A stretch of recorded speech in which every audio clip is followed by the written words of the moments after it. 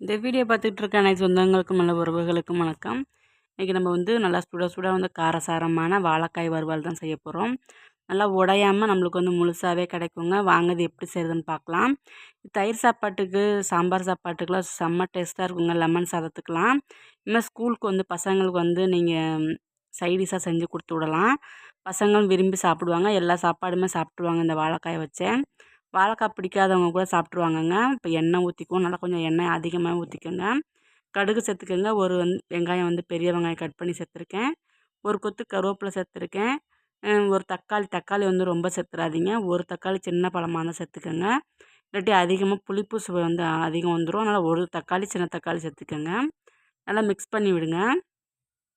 இதில் நம்ம மசாலா சேர்த்து தாங்க நம்ம செய்ய போகிறோம். செம்ம டேஸ்ட்டாக இருக்கும். சிக்கன் மட்டன் சாப்பிட்ற மாதிரியே இருக்குங்க. அதே டேஸ்ட்டில் இருக்கும். ஒரு ஸ்பூன் இஞ்சி பூண்டு பேஸ்ட் சேர்த்துக்கோங்க. இஞ்சி பூண்டு பேஸ்ட் கொஞ்சம் கம்மியாகவே சேர்த்துக்கோங்க. அதில் அதோட ஃப்ளேவர் அதிகமாக இருக்கும். நம்மளுக்கு சூப்பராக இருக்குங்க. இந்த வாழைக்காய் தயிர் சாதத்துக்கு செம்ம டேஸ்ட்டாக இருக்குங்க. காம்பினேஷன் இதுக்கு மசாலா தேவையான அளவு மசாலா சேர்த்துக்கலாம். ஒரு ஸ்பூன் மிளகாய் தூள் சேர்த்துருக்கேன். 1/4 ஸ்பூன் மஞ்சள் சேர்த்துருக்கேன். கரம் மசாலா 1/2 ஸ்பூன் சேர்த்துருக்கேன். இது மாதிரி குழம்பு தூள் இருக்குது பாருங்கள், மல்லித்தூள் நம்ம அதில் 1/2 ஸ்பூன் சேர்த்துருக்கேன். மசாலாவும் ரொம்ப சேர்க்க வேண்டியது இல்லைங்க. மசாலாவோட ஃப்ளேவர் அதிகமாக இருக்கும். நல்லா மிக்ஸ் பண்ணி விடுங்க. இந்த மசாலா வேகிறதுக்கு கொஞ்சமாக தண்ணி சேர்த்துக்கங்க. ரொம்ப தண்ணி விட்டுறாதீங்க. தண்ணி விட்டிங்கன்னா வாழைக்காய் குழஞ்சிரும். தேவையான அளவு உப்பு சேர்த்துக்கங்க. இப்போ வாழைக்காய் பொடிசாக கட் பண்ணி வச்சுருக்கேன். ரொம்ப நைஸாக கட் பண்ண வேண்டாம். அது மாதிரி ரொம்ப தடிமனாகவும் கட் பண்ண வேண்டாம். மீடியம் சைஸில் கட் பண்ணி வச்சுக்கோங்க. உங்களுக்கு என்ன ஷேப்பில் கட் பண்ண பிடிச்சிக்குமோ அதுமாரி கட் பண்ணிக்கோங்க. வாழைக்காய் வெட்டும்போது ஒன்றோடு ஒன்று ஒட்டிக்கும். அதை நம்ம பிரித்து விட்டால் நல்லாயிருக்கும். வெட்டி ஒட்டிட்டு அதில் மசாலா படாமல் உப்பு படாமல் நல்லா இருக்காது. நல்லா லோ ஃப்ளேமில் வச்சுக்கோங்க. இப்போ ஹையில் வைக்க வேண்டியதில்லை. லோ ஃப்ளேமில் வச்சு நம்ம மூடி போட்டு வேக வச்சோம்னா சீக்கிரம் வெந்துருங்க. நல்லா மிக்ஸ் பண்ணி விட்டுக்கோங்க.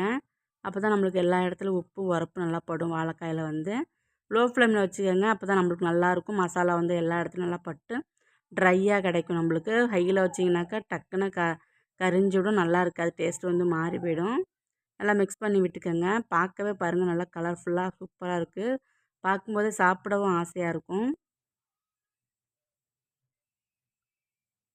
நம்மளுக்கு அந்த அமாவாசைக்கெல்லாம் நம்மளுக்கு வாழைக்காய் சேர்க்கணும் பாருங்கள். அது அப்போ இது மாதிரி நீங்கள் செஞ்சு சாப்பிட்லாம். சாம்பார் சாப்பாட்டு காம்பினேஷன் சூப்பராக இருக்கும். சாம்பாருக்கும் இந்த வாழைக்காய்க்கும் சூப்பராக இருக்குங்க.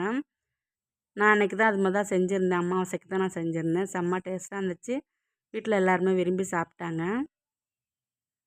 வாழைக்காய் வாங்கினீங்கனாக்கா ஒரு முறை இது மாதிரியும் ட்ரை பண்ணி பாருங்கள். நம்ம எண்ணெய் ஊற்றி எண்ணெயிலே வேக வச்சு செஞ்சுருப்போம். இது மாதிரி ட்ரை பண்ணி பார்த்துட்டு எப்படி இருந்துச்சு கமெண்ட்டில் சொல்லுங்கள்.